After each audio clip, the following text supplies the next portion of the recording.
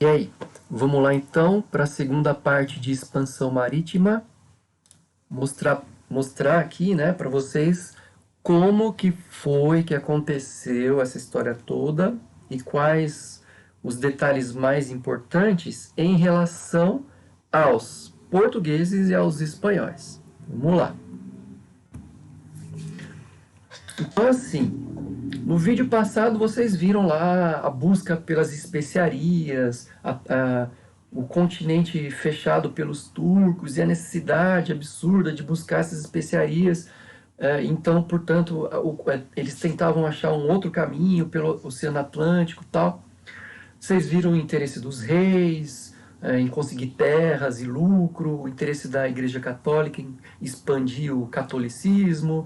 Vocês viram que eles planejavam, né, com os objetos, com a bússola, com as embarcações. Eles tinham um imaginário, muito medo, bastante, pelos monstros que eles imaginavam, ou a questão da terra plana, cair no meio do abismo, as dificuldades de frio, fome, falta de alimento, naufrágio, etc.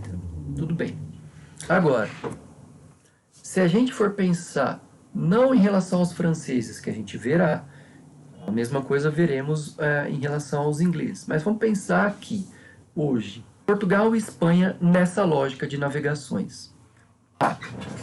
Presta atenção. Primeiro, vamos observar um mapa. Esse mapa aqui ó, é um mapa da Península Ibérica. Esse aqui é o mapa da Península Ibérica. Hoje, a Península Ibérica tem dois países. Espanha, maior, né? E Portugal aqui. Repara que Portugal está todo voltado para o Oceano Atlântico, né? Era assim na Idade Média? Não, não tinha Portugal, não tinha Espanha. O que tinha na Idade Média? Tinham vários reinos, né? Então, nesse mapa, por exemplo, tem alguns reinos. Reino de Leão, Castela, etc. Gente, durante a Idade Média, a Península Ibérica ela foi tomada pelos árabes muçulmanos. Não é? No meio da Idade Média, ali mais ou menos. Quando chega no final da Idade Média, no começo da Moderna, que é o período que a gente está estudando, os ibéricos decidem expulsar os árabes da Península Ibérica.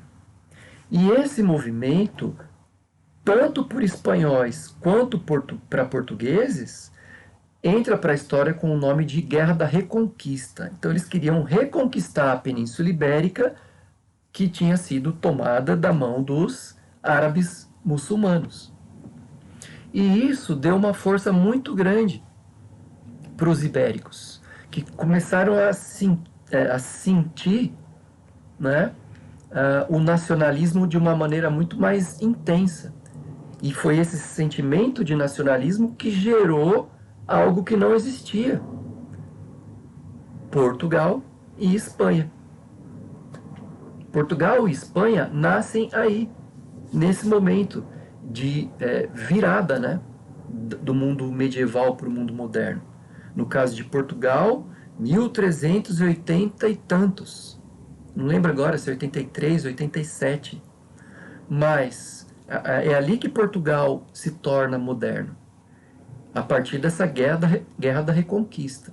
E isso deu uma força muito grande, né, para a população, que tem um ímpeto, uma vontade grande de crescer mais e de ter lucro.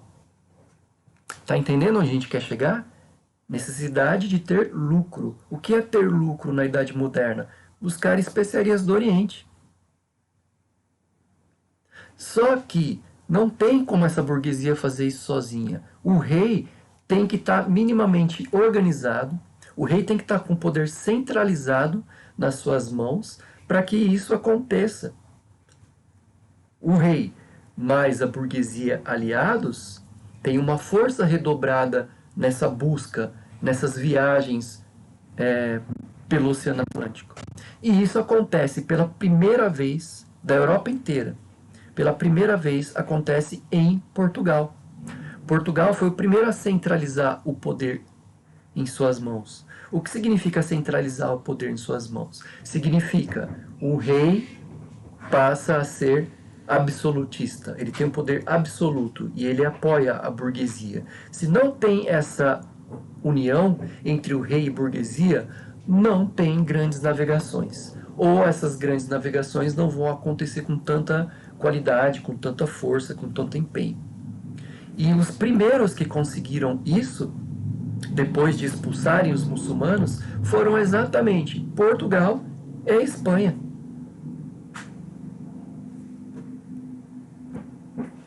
Muito bem. Olha aqui. Posição geográfica. Está vendo aqui a Península Ibérica, então tem o Mar Mediterrâneo, vocês já reconhecem a Península Itálica. E aqui no extremo, né, no extremo oeste, a Península Ibérica, onde estão Portugal e Espanha. Então, a posição geográfica de Portugal favorecia as grandes navegações. Era o principal fator? Não. O principal fator era a centralização política. Se não tem centralização política, Portugal podia estar lá no meio do oceano, não ia favorecer. Como tinha posição centralização política, a posição geográfica colaborou, ajudou. Então eles se lançam para os oceanos, e em especial para o Oceano Atlântico. E aí eles fazem aquilo que a gente chama de périplo africano. O que é o périplo africano? É a viagem pelo mar que contorna a África. Não é? Então, assim, no início, eles vão contornando muito próximos aqui da região costeira da África. Conforme as embarcações vão melhorando e o conhecimento técnico também, eles vão se afastando cada vez mais da África, não é? Então tá, esse é o périplo africano, essa viagem em torno da África, contornando a África. Mas existia um problema, e esse problema ficava bem aqui, ó, no extremo sul da África. Esse lugar era chamado, antigamente, de Cabo das Tormentas. Tormenta, atormentado, agitado. O mar nessa região é extremamente atormentado, extremamente agitado, por isso Cabo das Tormentas. O que acontecia quando eles chegavam ali? As embarcações naufragavam, depois de meses. O que acontecia? Naufragavam. Navegavam, chegavam ali, naufragavam. Não é?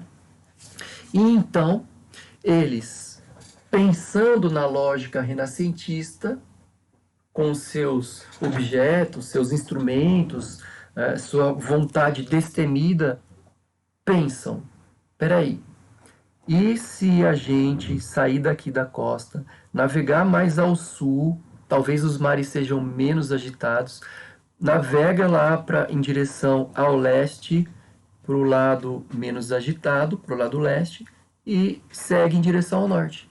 Pois foi exatamente isso que eles fizeram. Eles navegaram mais distante do litoral, onde as águas não eram tão agitadas, foram para o lado leste da África. E aí, eles até mudaram o nome do lugar, mudaram para Cabo da Boa Esperança. Olha só, a Boa Esperança, conseguimos, vamos seguir viagem até a Índia. O primeiro que fez isso foi um navegador chamado Bartolomeu. Certo? Então aqui eu coloquei a imagem só para ilustrar para vocês. O périplo africano, que é essa viagem, são essas viagens em torno da África, e essa dificuldade do Cabo das Tormentas. Aliás, alguns comentários ainda. Ali as águas são agitadas pelo encontro de duas correntes marítimas, tá? E Cabo da Boa Esperança acaba sendo uma metáfora, né? um símbolo para metade do caminho, né? Às vezes você ouve as pessoas mais antigas falarem, então aquele fulano já dobrou o Cabo da Boa Esperança, né? Tipo, se a vida tem em média, sei lá, exemplo, 80 anos, 90, então o cara quando tá com 40, ele já virou o Cabo da Boa Esperança. Enfim, só uma curiosidade, tá bom? E olha lá, eu coloquei alguns navegadores. Pedro Álvares Cabral, conhecido, né, por encontrar o Brasil. Bartolomeu Dias, lembra que eu falei? Ele que contornou o Cabo da Boa Esperança no sul da África. Aqui o Vasco da Gama, ele que chegou na Índia pela primeira vez. E aqui o Fernão de Magalhães. Esse aqui, ele conseguiu, depois que a América foi encontrada, ele desce até o extremo sul da América do Sul e passa para os mares do Oceano Pacífico, navegando em direção à China, né? Japão, China, Indonésia. Então ele foi o que fez esse primeiro contorno da América do Sul. Todos eles portugueses, gente. Aí eu coloquei um detalhe aqui, né, de um livro chamado Os Lusíadas, que foi escrito nessa época, 1500 e pouco, por um poeta chamado Camões. Vocês vão aprender sobre ele em literatura. Os Lusíadas é um livro épico que conta a história dos navegadores portugueses. Os Lusíadas quer dizer portugueses. Lembra, quem torce para Lusa, quem torce para portuguesa, né? Então são variações do termo Lusíadas. Ali no livro tem... Aí é um livro, é uma ficção, certo? Então ali tem elementos mitológicos antigos, né? Tem personagens, uma série de aventuras descrevendo essas navegações aí. Tá, no caso dos espanhóis, gente, mesma lógica. Volta lá para o comecinho da história. Não expulsaram os muçulmanos? Expulsaram na Guerra de Reconquista, reconquistaram o território. Se sentiram extremamente nacionalistas em relação ao país que está nascendo, a Espanha. A mesma lógica. Então são histórias bastante semelhantes, né? E dessas histórias todas, em relação às navegações, quem se destaca é esse indivíduo, o Cristóvão Colombo. Cristóvão Colombo acreditava que a Terra era redonda e era possível fazer a circunnavegação. E ele chega na América, na região do Caribe. O Caribe são as ilhas da América Central, mais precisamente numa ilha que eles deram o nome de São Salvador, né? Repara, é um nome cristão, não é um nome indígena, né? São Salvador de Santo Salvador, em relação a Cristo, né?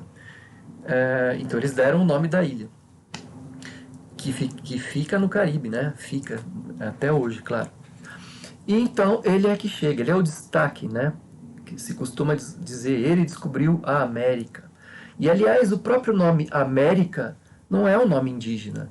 América é um nome que foi dado a um navegador. O nome do continente América se refere a um navegador chamado Américo Vespúcio, que não era nem português nem espanhol. Ele era daquilo que a gente chama de Itália hoje, mas que na época não era Itália, né? Não existia Itália, existiam vários reinos.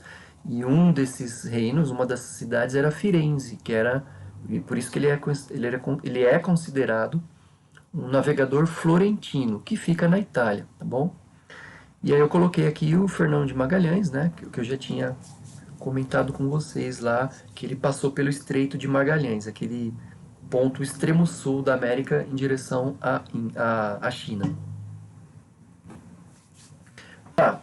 Algo importante que envolve Portugal e Espanha, que vai interferir na história do Brasil depois, hein? Vai ouvindo. O famoso Tratado de Tordesilhas de 1494. Repara na data. 1494 é antes do Brasil ser encontrado pelos portugueses, né? Pelo Pedro Álvares Cabral. Então, assim, esse trato foi feito às escuras. Eles não sabiam como eram os mares. Eles, né, não imaginavam que tinha América ali. E então eles combinaram numa cidade, se reuniram numa cidade da Espanha chamada Tordesilhas, e lá eles falaram, se a gente encontrar terras a leste ou a oeste, fica para quem? Vamos combinar? Então vocês estão vendo aí, 370 léguas a partir do Cabo Verde, não é? Até chegar ao ponto de 370 léguas, fica para Portugal. Para além disso, fica para a Espanha. Então, assim, para vocês terem uma noção, a ilha de Cabo Verde fica aqui, é esse pontinho que está aqui. Conta 370 léguas para cá. Tudo que tiver nesse espaço pertence a Portugal. 370, mais de 370 léguas pertence à Espanha. Gente, hoje a gente sabe que os portugueses ficaram com a menor parte, mas é porque hoje a gente conhece a dimensão da América. Naquela época eles não sabiam, certo? Eles fizeram o tratado às escuras. Então, tudo que tiver a leste dessa distância fica para Portugal, tudo que tiver a oeste dessa distância fica para a Espanha. Então, vocês estão vendo aqui, ó, tudo que está em verde é espanhol, pelo menos a partir desse tratado, depois vai mudar algumas coisas, e tudo que está nessa cor aqui fica para Portugal. Tudo bem? Então, essas foram as principais informações sobre Portugal e Espanha. Valeu!